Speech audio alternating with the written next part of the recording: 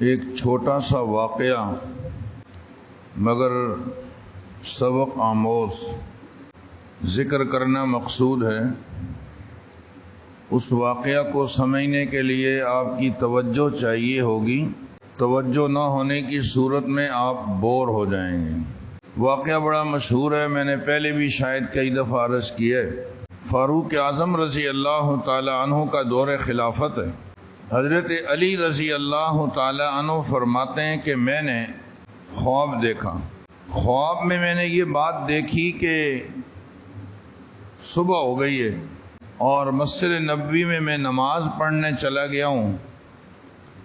امام الانبیاء صلی اللہ علیہ وسلم نماز پڑھا رہے ہیں۔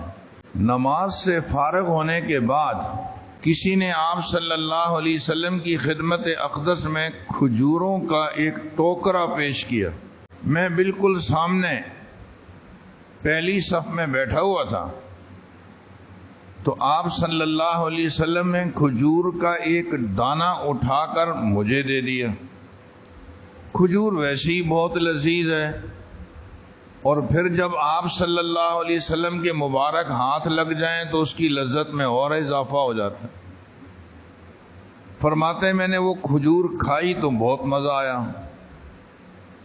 تو میں نے جلدی سے ہاتھ آگے بڑھا دیا کہ ایک کھجور مجھے اور دے دیں، مگر اچانک میری آنکھ کھل گئی تو کچھ بھی نہیں تھا، یہ تو خواب تھا۔ سحری کا وقت تھا، میں اٹھا، تہجد پڑھی، اذان ہو گئی، میں نماز پڑھنے کے لیے مسجد نبوی میں پہنچ گیا۔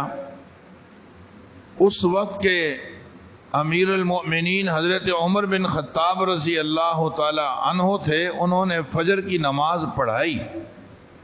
آپ کی توجہ چاہیے۔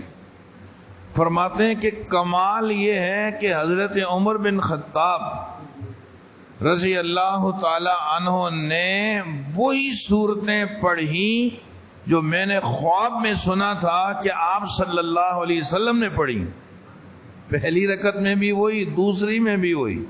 خیر، نماز ہو گئی، گیٹ پہ آ کر کسی نے آواز دی کہ یہ کھجور کا ایک ٹوکرا ہے، امیر المؤمنین کی خدمت میں پیش کیا جائے۔ تو ایک صحابی نے کھجوروں کا وہ ٹوکرا لیا اور فاروق اعظم رضی اللہ تعالیٰ عنہ کی خدمت میں پیش کر دیا۔ میں بالکل سامنے بیٹھا ہوا تھا، تو حضرت عمر رضی اللہ تعالیٰ عنہ نے کھجور کا ایک دانہ اٹھایا اور مجھے دے دیا۔ میں نے وہ دانہ کھا لیا، بہت لذیذ تھا، کھجور ویسی لذیذ ہے، اور امیر المؤمنین کے ہاتھ سے ملی ہوئی کھجور میں لذت اور بڑھ گئی۔ تو میں نے ہاتھ آگے بڑھا دیا اور دوسرا دانہ مانگا کہ ایک کھجور اور دے دیں۔ جو مجھے بات بتلانی ہے وہ اگلی ہے۔ حضرت عمر رضی اللہ تعالیٰ عنہ نے یوں دیکھا، پھر میرے قریب ہو کر، کان کے قریب ہو کے فرمایا، رات کو اگر رسول اللہ صلی اللہ علیہ وسلم تمہیں دوسرا دانہ دے دیتے تو میں بھی دے دیتا۔ حضرت نے دوسرا دانہ خواب میں نہیں دیا تھا نا، جاگ گئے تھے، قربانی میں۔ عالم الغیب تو میرا رب ہے، اس کے علاوہ دوسری کوئی رائے نہیں ہے۔ حضرت علی فرماتے ہیں میں بڑا حیران ہوا کہ ان کو یہ کس نے بتلایا، یہ تو صرف میرے اور میرے رب کے درمیان کا معاملہ ہے، خواب ہے، اور ابھی آج ہی کا تو معاملہ ہے، آج ہی تو خواب دیکھا ہے۔ دراصل یہ وہ تقوی ہے جس کی برکت سے اللہ تعالیٰ کسی کو ایک بصیرت عطا فرماتے ہیں۔ یا ایھا الذین آمنوا ان تتقوا اللہ یجعل لکم فرقانا، اگر تم تقوی اختیار کرو گے تو اللہ تعالیٰ تمہیں ایک بصیرت عطا فرما دیں گے۔ کئی دفعہ یہ پرانے لوگ نیک اور صالحین جو ہے نا، ان کے سامنے جاؤ تو آپ اپنی جو بات بیان کریں گے ان کو پہلے سے اندازہ ہوتا ہے کہ اس نے یہ کہنا ہے۔ یہ اس تقوی کی برکت سے، اور یہ تقوی ملتا ہے روزے کی برکت سے۔ कुतिबा अलैकुमुस्सियाम कमा कुतिबा अलल्लज़ीना मिन क़ब्लिकुम लअल्लकुम तत्तक़ून।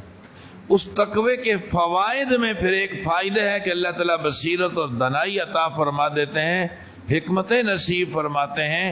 रोजा हमसे क्या क्या चीजें छुड़वाना चाहता है? सबसे बुनियादी चीज रोजा तकवा पैदा करके गुनाहों को छुड़ाना चाहता है। रोजा हमसे झूठ छुड़वाना चाहता है। मल्लम यदा कौल अज़्ज़ूर वल अमल बिही फलैसा लिल्लाहि हाजतुन फी अन यदा तआमहु व शराबहु। रोजा हमारा तज़किया करना चाहता है कि अगर तुम्हें निकाह की ताकत नहीं है तो रोजा रखो, फ़इन्नहु अग़ज़्ज़ु लिलबसर व अहसनु लिलफ़र्ज का फायदा तुम्हें हासिल होगा।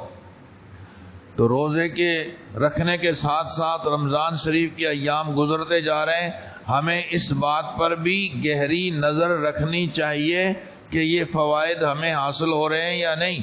अगर हो रहे हैं तो अल्लाह का शुक्र अदा कीजिए, और नहीं हो रहे तो उसके लिए फिक्र कीजिए। ये बात बारहा कही जा चुकी है कि तकवा तकवा के जो अल्फाज बार बार दोहराए जाते हैं, तकवा कोई ज्यादा नफल पढ़ने का नाम नहीं है। तकवा तो गुनाहों से बचने का नाम है।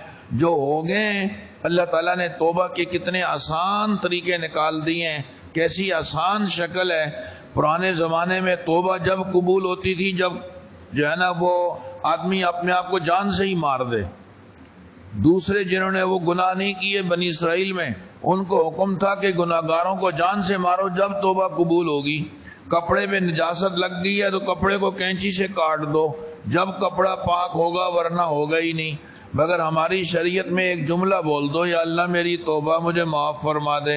अल्लाह फरमाते हैं न सिर्फ ये कि माफ कर दूंगा, बल्कि तुम्हारे गुनाहों को नेकियों से तब्दील कर दूंगा।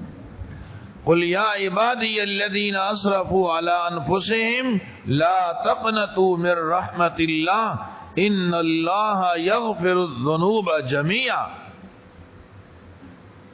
आदमी अगर अपनी औलाद के साथ भी ताल्लुकात खराब हो जाए ना तो गुस्सा आ जाता है, और लोग अपने बाप और बेटे का जो ताल्लुक होता है करीबी, उससे भी बेजारी का ऐलान कर देते हैं, अपनी औलाद को आग कर देते हैं। मगर सुबहान अल्लाह, शरीयत का क्या हुस्न है। अल्लाह ताला ने बावजूद बंदे की कोताहियों के अपना ताल्लुक खत्म नहीं किया, बल्कि फरमाया नब्बे इबादी अन्नी अनल गफूरुर रहीम। मेरे बंदों को ये बतला दो, अगर कोताहियां हो गई हैं तो परेशान ना हो, आओ मैं तुम्हारे गुनाहों को माफ कर दूंगा। या इब्न आदम लौ बलगत ज़ुनूबुका अनान अस्समा। मेरे बंदे, अगर तेरे गुनाह आसमान की बुलंदियों तक भी पहुंच चुके हैं और फिर तू मेरे पास तौबा और इस्तिग़फ़ार करने आ जाए, शिरक अगर नहीं किया, मैं तेरे सारे गुनाह माफ कर दूंगा, मुझे कोई परवाह नहीं। अल्लाह ताला से किसी की ये जरूरत नहीं है कि पूछे तूने ऐसा क्यों किया। ला युसअलु अम्मा यफ़अलु व हुम युसअलून। उससे कोई नहीं पूछ सकता, वो पूछ सकता है। इसलिए हमें चाहिए अपने मालिक की तरफ मुतवज्जे होकर तन्हाइयों में गिड़गिड़ा कर दुआएं मांगे। तन्हाइयों में जो आदमी रोएगा अल्लाह की बारगाह में, हदीस में है अल्लाह ताला क़यामत में इसको अपने अर्श का साया नसीब फरमाएंगे। सबअतुन युज़िल्लुहुमुल्लाहु फी ज़िल्लिही यौम ला ज़िल्ला इल्ला ज़िल्लुहु रजुलुन ज़करल्लाह खालियन फफ़ाज़त ऐनाहु। तन्हाई में अपने रब को ऐसा याद किया कि उसकी आंख में आंसू आ गए। और इन मुबारक अय्याम से हम फायदा उठाने की कोशिश करें। अल्लाह रब्बुल इज़्ज़त मुझे और आपको अमल की तौफीक नसीब फरमाए। व आखिरु दावाना अनिल हम्दुलिल्लाहि रब्बिल आलमीन।